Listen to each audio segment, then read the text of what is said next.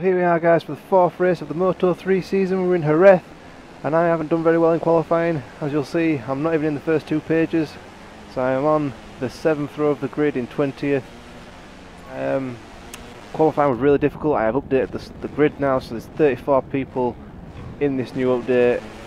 I didn't realise that it was released on the first day of launch, because last year it took quite a while to get this update out, so I thought I would have to wait a similar period. But hopefully we've got some race pace and we'll take these guys to the wire. That's my teammate in front of me, so hopefully I can get in front of him early on. Put it in quite a bit, then slow down, because otherwise I'll just come straight off there. So 3 places gained in the first couple of corners, so hope we can carry us on.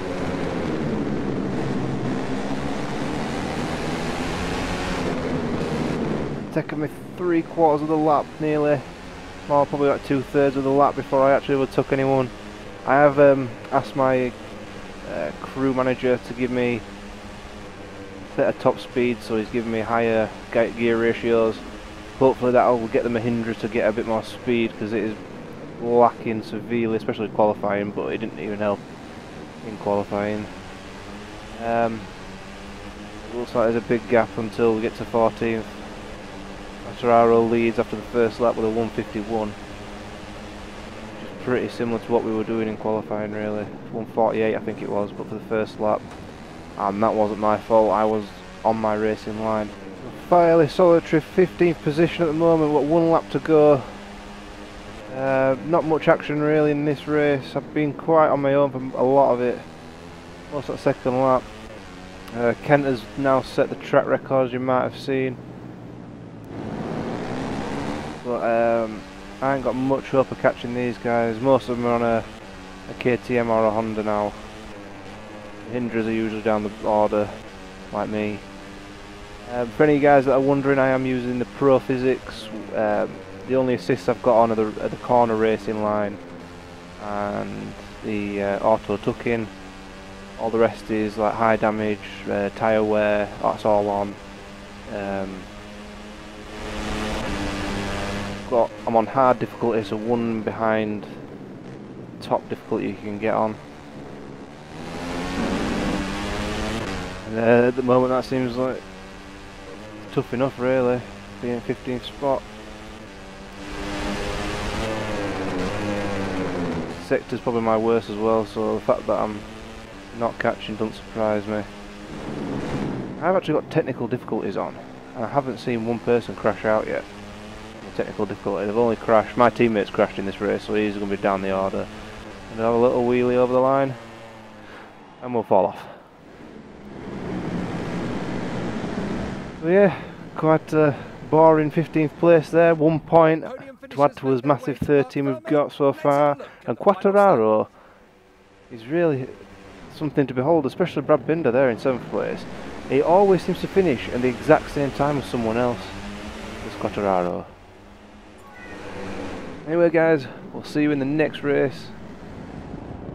Welcome to the French Grand Prix.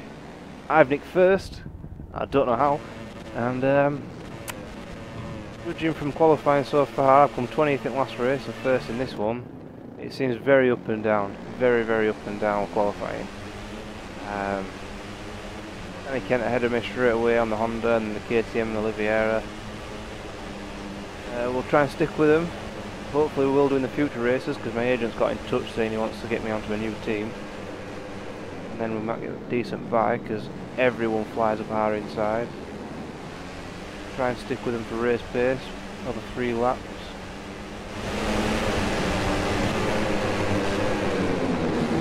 Wide there. We usually get a good corner exit off this compared to the computers. 5 up the inside.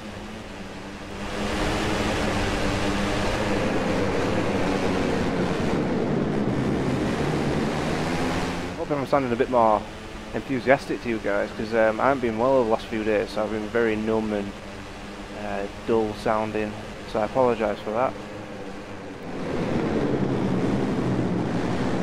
Just trying to take over Quartararo here. Oh no, it's not, it's Navarro. Quartararo's behind us. Good Grand Prix to watch this morning for anyone who actually watched the the sport live on telly. Action all over on every race.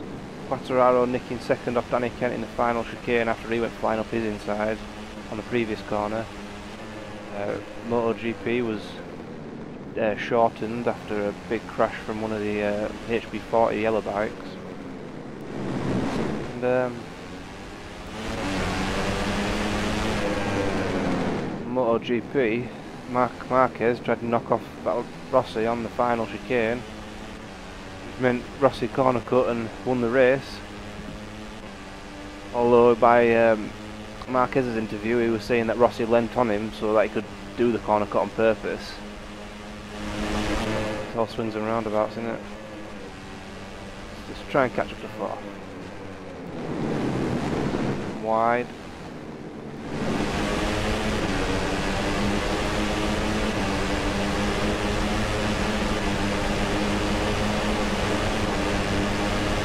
Lost a couple of places there. Quattararo got a very good exit on the previous double right-hander, but the chicane is one of my favourite parts on this track. And I managed to corner cut quite a bit on the curbs.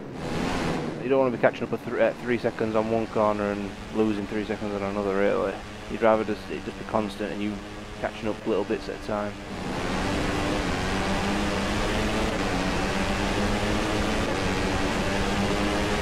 Vasquez has caught on that double right-hander. Like I said, the chicane's coming up next, so we'll probably overtake him again. The brake hard early, and it could dive to our inside. We can't get the Vasquez. We'll take 5th position by the looks of it at the end of this race. I'm not really good at the last double right-hander in this race. But another KTM Red Bull tries to knock me off, which isn't the first time that's happened in this career so far.